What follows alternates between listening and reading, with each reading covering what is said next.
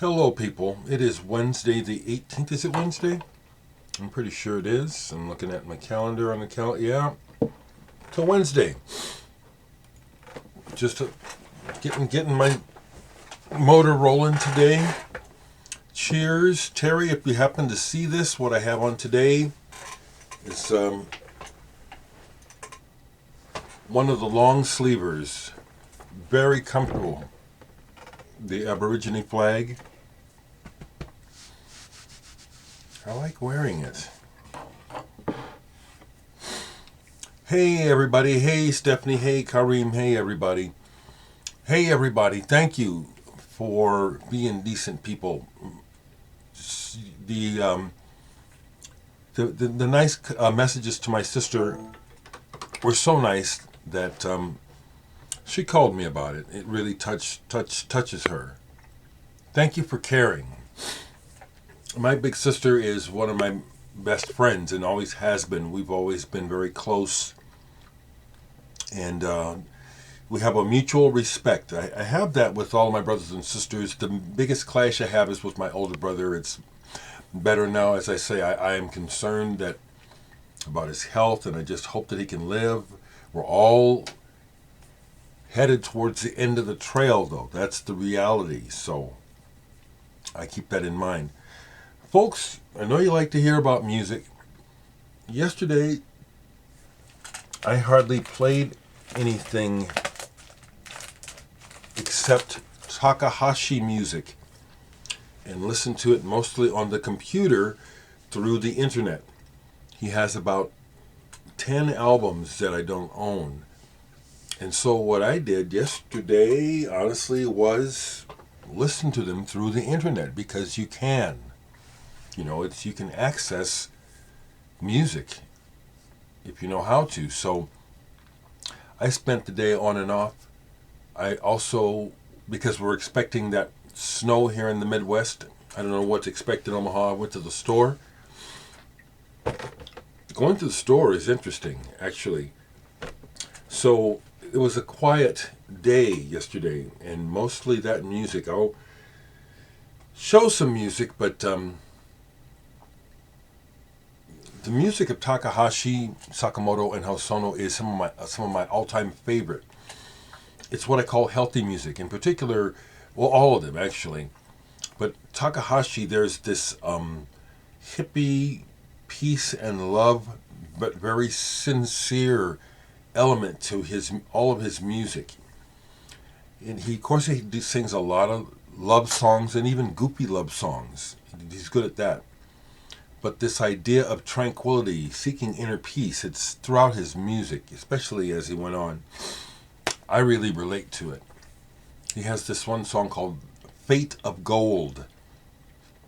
And the music of it sounds very epic. It sounds like if people heard it, it would become an anthem internationally. It's that big.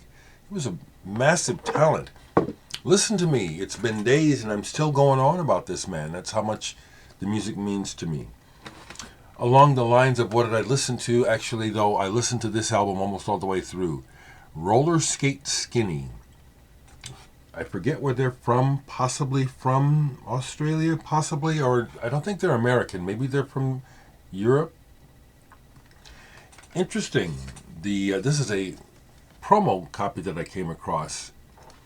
There's a real psychedelic rubberiness to their sound, and it's like they'll do songs and then it's like all of a sudden we're just listening to the sound that they're making. I love stuff like this.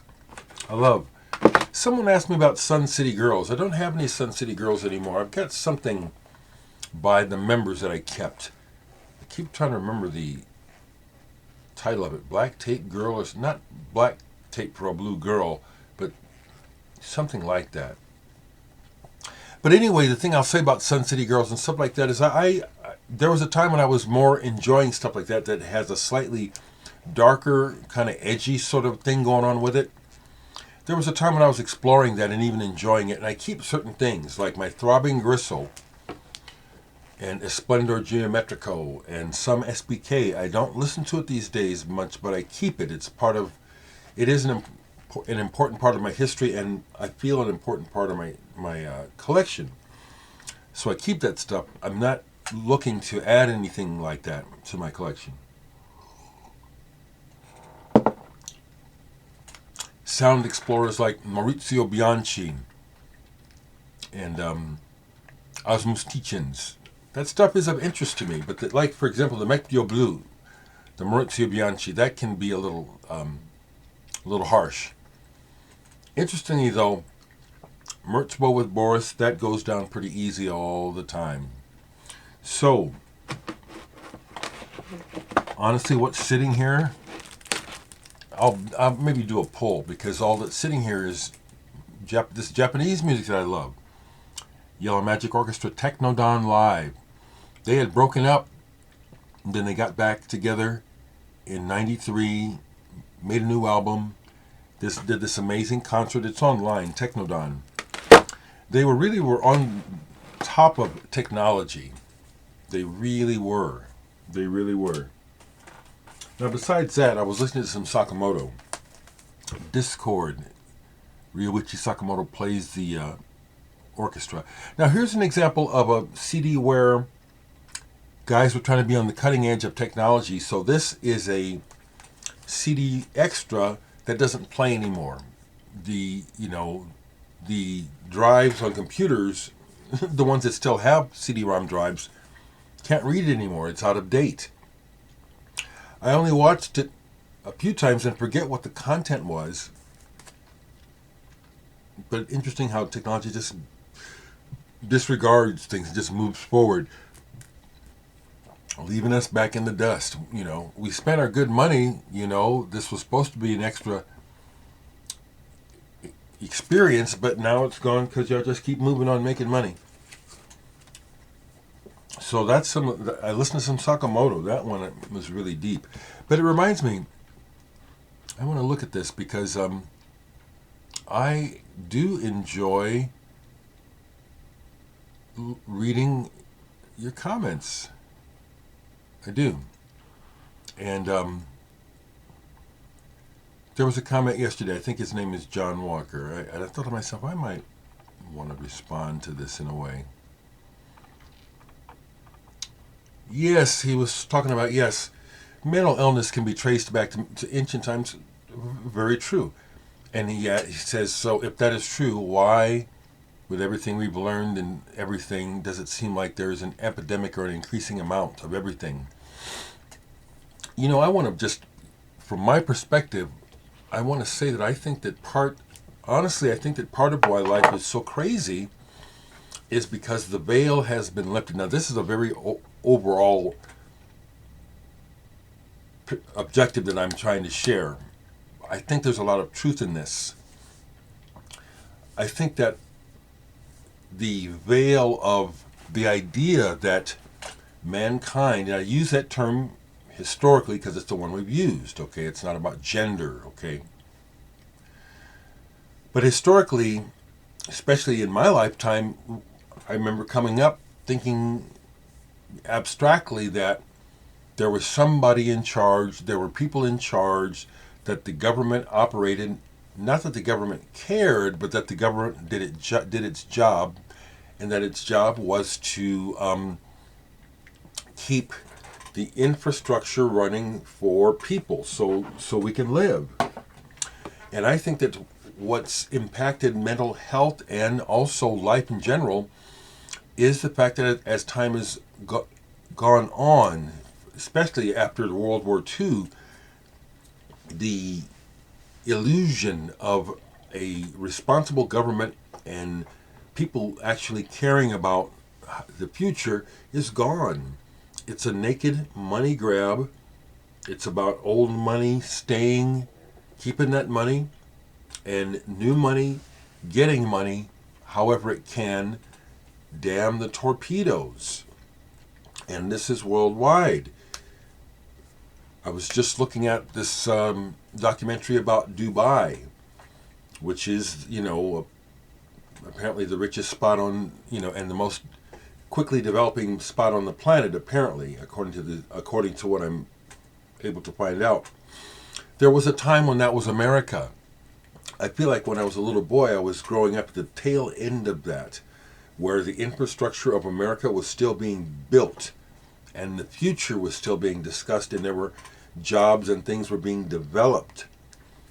And then we got to a point where it's like there's still infrastructure development, there's still obviously things in development, but then there was also this big, like, the bandage was taken off, and it's like Enron is an example. The just wholesale stealing of people's livelihoods and retirement funds, and just I think all of those things play into the climate that we live in the world, where we don't matter. We don't matter, and even if you're not thinking that, pretty much everything that's happening in the world, like with mass shootings and the insane political fighting, it feeds into this static atmosphere that is not encouraging mental health. I hope that makes sense, because I see that, and when I watch the news, when I look at events, I see it reflected back to me. It's like we're on our own. We're on our own. Ain't nobody looking out after us. Government don't care. Rich white man don't care. Rich people in general don't care. They don't.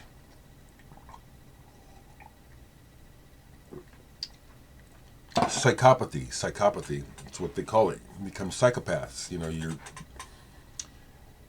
What you care about is what you're doing, and fuck everybody else. And that's where the world is at. So that's what I see feeding into this mental instability. And with that in mind, I want to encourage folks, please take care of yourselves and do what you need to take care of yourself. Reach out. Okay, I got more messages yesterday. Thank you, folks, for realizing I don't want to talk. I am flattered that you want to be connected to me. Thank you. I just know that I'm not at the point where I want to start counseling online or talking to people or listening to people's stories all day. And that happened several years ago. And that's why I've set the boundary, okay? But I do care. But you have to care too. You have to care too. Is there anything here I haven't talked about? Well, here's something. I thought so. Kathy Dalton. Have you heard that name? That's a name from the past that has become collectible. I don't have the Kathy Dalton records. I had one, and I didn't get into it and got rid of it. Recently, I got this album, Daughters of Albion. I've been wanting this. Like I said, one of the main reasons is that cover. The image just is striking. But that's Kathy Dalton. I thought so. By her voice. I wasn't thinking it in the words, but it was like, that's why that voice is so familiar to me. It's Kathy Dalton. Now, on top of that, if you collectors know that the Kathy Dalton records have become very collectible. I'm not exactly sure except how good the records are, and in retrospect, I'd probably enjoy the one I sold a lot now, because this is very good, and it goes through different. It was hard for me to describe what I was describing the other day. It goes all the way gamut from, like it said, old-time music to psychedelia to really stellar pop. And she has a great voice. Real good voice. So I will mention that.